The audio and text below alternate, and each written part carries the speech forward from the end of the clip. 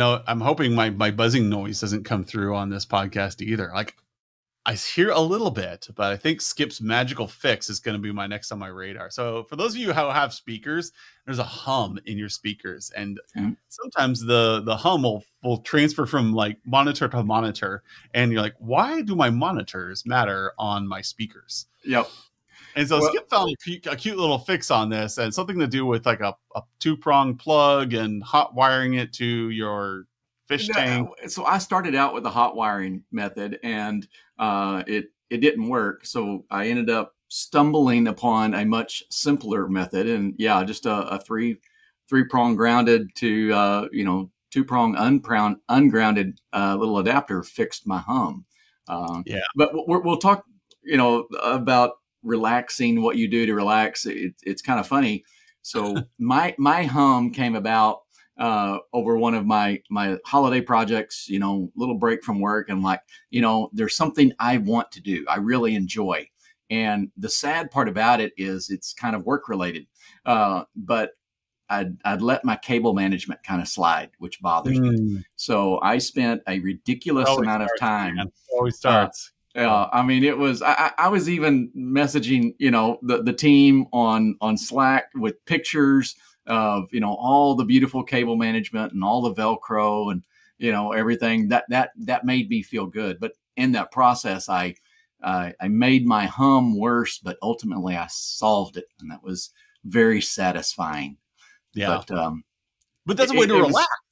It was. And that's the weird part about it. It was relaxing for me. I mean, a roll of Velcro, and a mountain of cables, and, you just kind of dive into it and you get to be creative. I mean, can I run this cable here? Do I have an adapter to fix this? I got a longer cable over there. I can fix this problem. I enjoyed that. Well, that's where this topic came up. All work and no play is that, as we mature in our fields, there's like this. I went to a lecture years ago, and they said the number one attribute they want out of a CISO is stoic. Stoic. I'm like, So in my head, I'm thinking, I'm picturing, the old gentlemen of the days of yore with their cigars and and harumphing when they're angry. Yeah, and, these are the guys that they go and they play chess to relax, and they might go out for a round of golf for some exercise. And there's this picture of being stoic, and I am unflappable. I've been in IT long enough. When we're in the middle of a triage situation, we're on edge, but almost everybody's zeroed in and focused. I wouldn't say we're unflappable. It's just we're focused. Right. And then when at the end, it's like, all right, and then the F-bomb part. And, like once you're done, and that's okay. That's okay to sit in a leadership meeting and, drop an F-bomb because you want to express your dismay. And I think that's the way it should be, because that's part of communication. And like when you relax, it shouldn't be like you have to give up the things that you love to maintain this image. You should be able to say, you know what I did? I built a lightsaber, and I like it. And it's purple and it's great. And I love it. I can swap out the crystals. When I went to this room at Disney, right, at IT Nation, Skip and Sebastian built droids. I got in to do a lightsaber. It was my one goal I wanted out of this is I wanted to go into this room. And it was hilarious because we saw guys in their 40s, their 50s, people in wheelchairs. And then also we had like 7 and 8-year-old kids. And we're all standing around the table with the same look on all of our faces. Just like seriousness, apprehension. And we got to build lightsabers at that little workshop. Yep. And it was neat. It was fun. And nobody judged each other there. The person sitting next to me could have been a CEO of a major bank. Don't know. But at that time, we were all relaxing and having fun. And I think that's what we forget as we get older is how do you have fun? When was the last time you had a good belly laugh? When was the last time you did something that you truly enjoyed? You got done like, oh man, that was a great evening. Because you get older and the expectations of joy and fun start hitting you. And so you just spend all your time working. No wonder people look old. Yeah. Because when was the last time you enjoyed yourself? So I went out and last weekend I cleaned my shop, my wood shop. So in the winter and the fall, I do a lot of woodworking out in my shop. I turn on the big old garage heater and I listen to music. The kids come out and they might work on a project, but I've been slowly building up my wood tool sets out there. And so this weekend I just built some basic stands for my nativity set because they've all been on cardboard boxes forever. And so that was work technically for most people. But for me, it was fun to actually just clean out my wood shop area, get everything organized and set in place. And I am not a cleaner, people. I'm a structured cable guy. Don't get me wrong. So if I saw him like you and, but I cleaned and I was relaxed and I made woodworking. But you know what I also did is on Tuesday, I did Star Wars D&D. You know, I sat around with a bunch of other guys in their 40s and late 30s, and we played D&D. You know, we've got like an engineer. It's almost like a joke. You know, we've got a theater teacher, we've got a priest, we've got an engineer, we've got a radio DJ, and we've got a business owner, an entrepreneur. Yeah. You know, that's there's a joke in there somewhere. There's a joke plenty of them somewhere. And they were doing a bust because I missed the last session and I somehow my character got arrested and we had to think through how to get out. And it was fun. And the whole session was called Ocean's 11. And I walked out going, oh my gosh, I needed that relaxation. We laughed hard. I mean, there was a point in which my character, you know, he couldn't really fight because he's half drugged up. But, you know, people are trying to break in the room. And I just stood up in my chair and I just said, I don't care how infectious it is. And just trying to intimidate everybody outside the room. Like, these guards don't want to come in here. Oh, yeah. Because they're trying to get me through the vent. And, but the point is like, that's not for everybody. And I don't want to set the expectation that you have to have fun the same way I do. Maybe your fun is playing chess and golfing. That's good on you. I just hate with that when we give up the toys, the fun, and you're too old to be playing with this stuff. No, I still play Nerf guns with my kids. If they walk down the hallway and I happen to have my Nerf rifle nearby, they're going to be flying. You know, absolutely. And much to my chagrin, my 11-year-old has picked up on some of my antics, which annoys the rest of the kids. I'm like, oh yeah, he's in my sniper position. Well, and I ran into this problem many years ago. So, you know, starting out technical career, and there's always that things, those tickets you got to get done, and you can manage that queue. You know, something's broke, you got to fix it. Something's new, needs to be installed, and sometimes you get behind, but you can work ahead and get that list down where it's kind of done. But then as I moved into more leadership roles and entrepreneurial roles, that list became much, much more difficult to get a bow on, you know, to say, hey, we're done, because it's never really done. I mean, if you're working on your business, you know, there's always more things to do. There's something to expand. You might have hit a goal, but, you know, now you're stretching. Now you've discovered something else. And that really kind of began to carry over significantly into my personal life, because I found that I had a hard time relaxing and having fun, because in the back of my mind, I knew there were all these things that I had to do. And it was just this continual battle of weighing, you know, taking a break and enjoying myself versus working on the things that I know that need to be done. And I certainly don't have any easy fixes for that. I still battle that today, but I do recognize there has to be a time when you have to say, look, I'm going to put work, you know, whatever in our mind we call work, on hold, and I'm going to do these other things. For me, you know, a couple of weekends ago, it was cable management, you know, and that was relaxing. I spent hours under the desk here, you know, moving everything around. And, you know, I've got ridiculous amounts of, you know, lighting, and LED strips, and I was proud of it. I was sending out pictures. In my head, you know, I'm seeing like Skip's probably going onto YouTube, you know, those satisfying videos. And Skip's probably sitting back with a cup of coffee, watching somebody like organize a patch cabling board. Because I would do results of that. Yep. You know, for those of you who've never done structured cabling, so that when it comes to cables and data centers and switches, there's actually an entire guideline to what colors you can use where, and how they need to be run to be most effective. And it is really important. Again, Adam Walter, not OCD, about the opposite. But I take structured cabling seriously.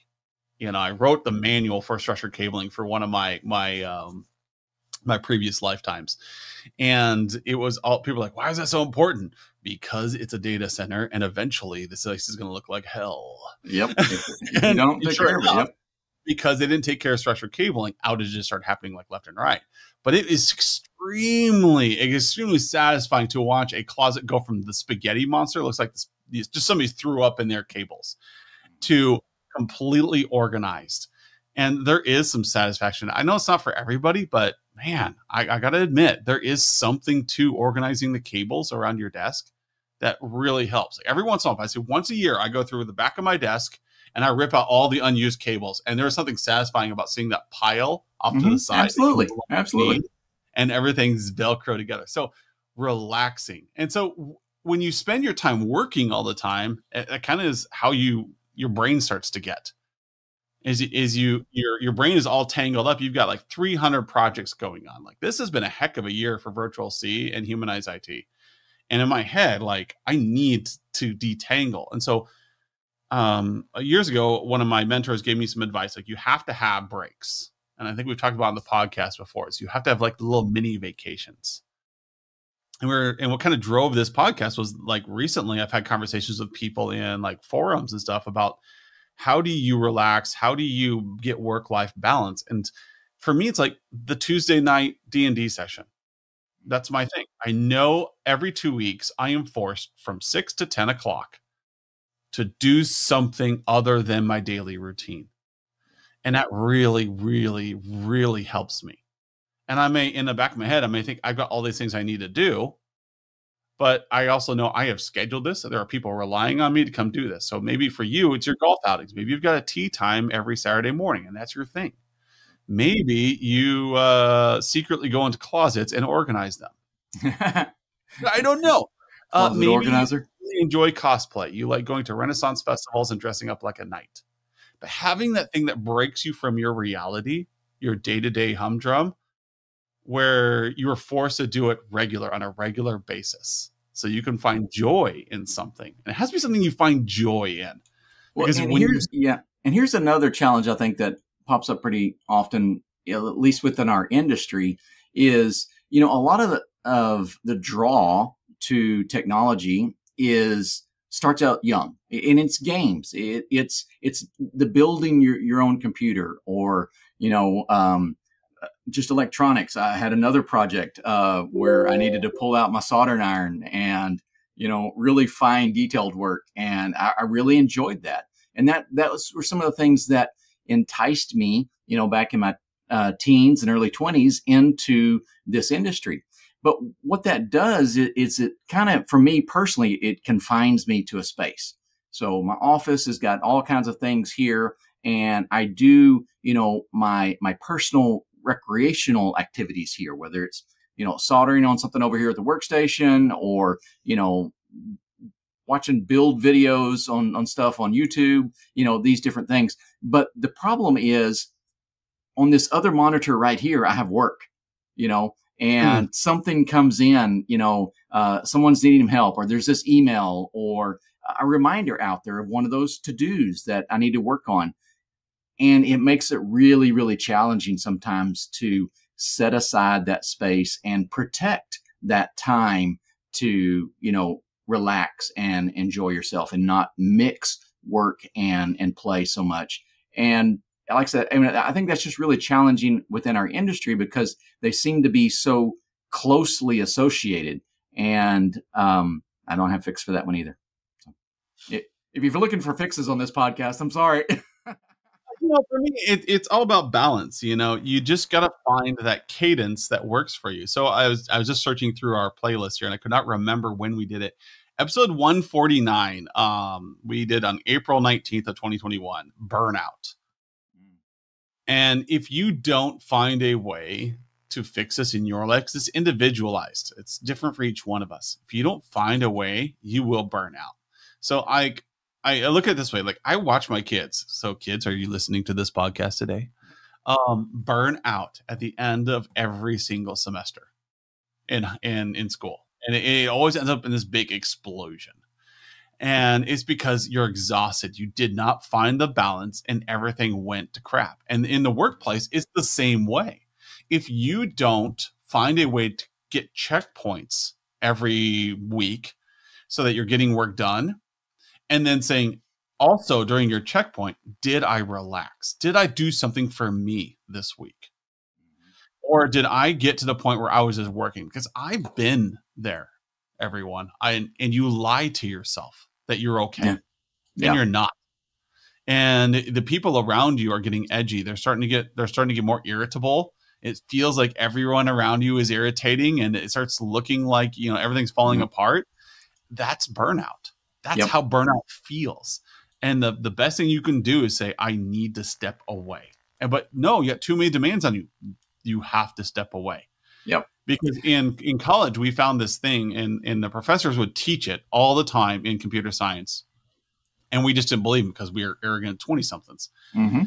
And it's that you cannot sustain a level of work efficiently for more than like 50 minutes at a time.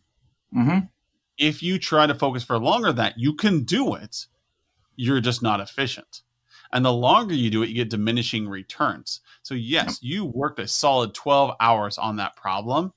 You could have had it done in 6 if you would have had taken breaks. And you may not believe me in this, but we started discovering this in college. Like, there's this point in which we watch our computer science students break. It's anybody who's a computer science major out there and understands what I'm talking about. The dropout rate is insane. Eventually they break and they leave, and they go and they become something else. And they go to something easy like math majors or physics majors. Anyways, it's just numbers then. Yeah, there's less stress. It doesn't all have to work. It has to look like it works. Anyways, you're sitting there and you start realizing like you took a nap after working on something for 4 hours and you could not figure out the problem. You took a nap, you wake up, you solve it in 5 minutes. Yes. Yep. And the first time that happens to you, you're like, huh, that's interesting. And then like the next time it happens, you're like, okay, maybe there is something to this. Yep. The third time you're like, okay, there's something here. I should probably relax more. And then after a while, you start thinking, I need to start chunking up my day so I don't work for more than an hour without relaxing at a time. You should have a 10-minute break every hour or so. Yep. And it doesn't mean you go out and take a smoke break every hour. It means that you go out and, open up your browser and read your favorite web comic, or stand up from your desk, go use the restroom, go get a cup of coffee, do something that walks you away from that desk. Mm-hmm. And makes it so your brain is not chewing on something, and then come back. So at night or in the morning recently, I've started off my day playing Diablo 2 Resurrected, I think it's called. Okay. They re-released Diablo 2. Do you remember that game, Skip? Vaguely. Very old, because everybody knows World of Warcraft. Yeah. But, Diablo got released as Diablo 3. It's just a click and smash. You really don't have to think during the game.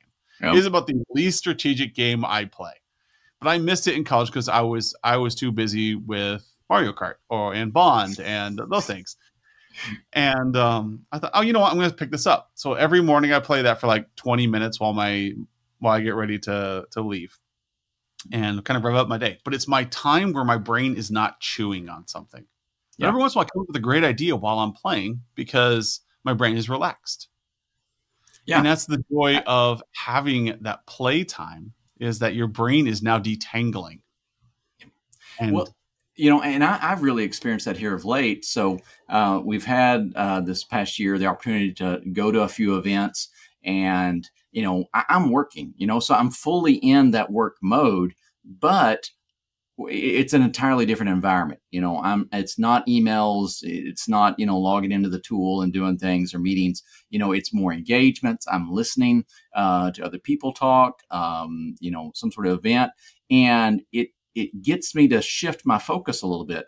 And it's allowed me to kind of really process some, I think, really, really important elements in our business and some objectives and goals that I'm now better able to define, to understand, what it is that we want to do and how and why and all these other pieces Whereas if I were sitting here at my regular desk with, browser on one window and, the message boards and, the email client on the other window, I'm too focused on the details, and I'm working in the business and not on the business kind of thing. So just that change in perspective can really enhance your performance drastically. I think you're hitting the nail on the head there. That change in perspective, so that you're stepping outside your box. So there's a number of books written on how we work in boxes. So you have your work box, and you go home and you have your home box. And you just step from one box to another, and you have a different view depending on the box you're in. And I'm saying to people, all work and no play make you a very dull boy or girl. Yeah. If you find a box that brings you joy, step into that box regularly, whatever it is. Right. And do not be ashamed of it.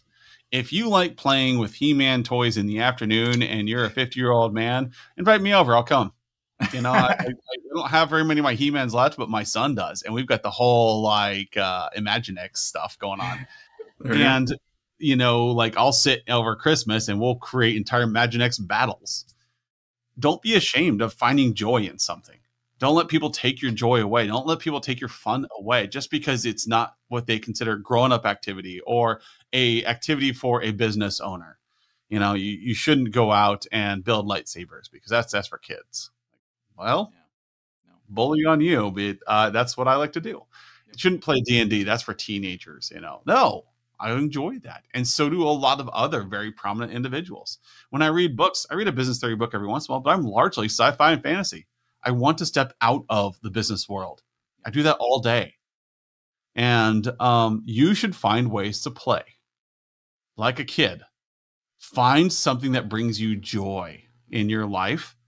And you will find out that a lot of those irritating things at work and in your life start fading away because you have that one joy that you can come to, or multiple joys. Maybe your joy is like me, going to Cigar Lounge on Friday every once in a while and having some good friends to smoke cigars, I'll talk business with or talk just life with. That is something you need to think about. Where every week do you go to find joy? Or have you not found joy in so long, you've forgotten what it's like? Yep. And that can be a rough place to be in. So, I think we need to look around. I mean, Adam likes to quote reputable sort of books and studies and all. And so I'm going to quote a website, defining dysfunction. It's when you realize that the key link in all your dysfunctional relationships is you. Oh, so, yeah. There's going to be a few of you out there who know where that comes from. And, sometimes we have to step back and look and go, hey, this is really messed up, and maybe it's me. And take a minute. The fix for that might not be quite as complicated as you're thinking. The fix could be you just need a little break. Yeah, I've seen where I was so burnt out, I was an absolute asshole. I look back on it now, there is no other word for who I was at that time. But in the moment, I just felt like everybody was against me. Yeah. Yep. And I've watched employees do that same thing. Like, oh, they all hate me. And I can't get anything right here. I'm like, no, it's not them. It's you. You need to change your mindset. You need to go find some fun. You need to go out and not just a vacation. People talk about vacation. It's not about vacations. It's about your work-life balance. Have you done anything in the last 5 days that made you laugh?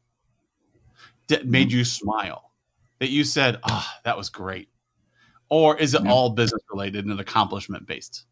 Yeah. So, find a new perspective. Step outside your box and do something different. Play. As an adult, find what it is you want to play with. It might be a lathe. It might be organizing cables. It might be cleaning your house. It might be mowing your lawn. It might be golfing. It might be going out for cigars and scotch with people. But find that thing that actually brings you joy.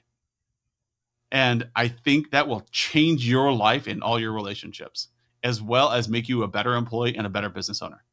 Yep. My challenge is do it for 1 hour a week. 1 hour a week has completely selfish, something that you want to do for yourself. Yep.